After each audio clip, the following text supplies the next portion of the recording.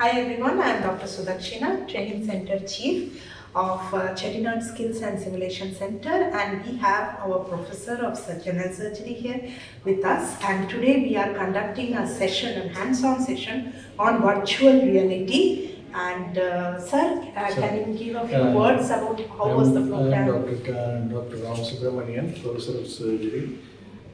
I had an experience of how to pick up the instruments and how to guide the instrument and with the patient how to do the procedure, exactly how to do the procedure in a virtual reality. So it is very highly useful for us.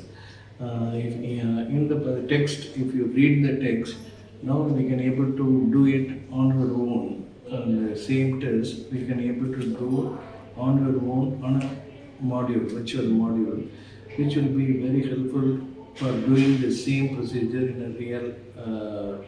a real situation also.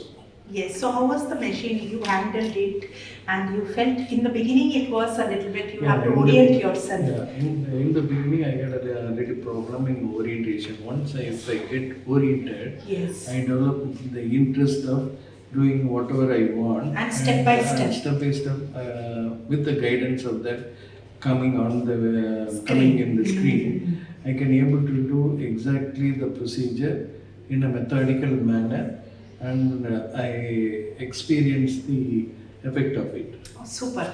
So I think sir had a wonderful experience, right? Exactly. A virtual simulation is Virtual a futuristic thing, yeah. But definitely it is good because it's exciting for the new generation, because they are into all this video games and all that, so they get this orientation very fast. They will get the orientation still more faster than me. Than us. Yes. Then they will really interested in doing this. Through this one, they can learn the exact procedure very well, and they can easily accustom to that procedure in a reality.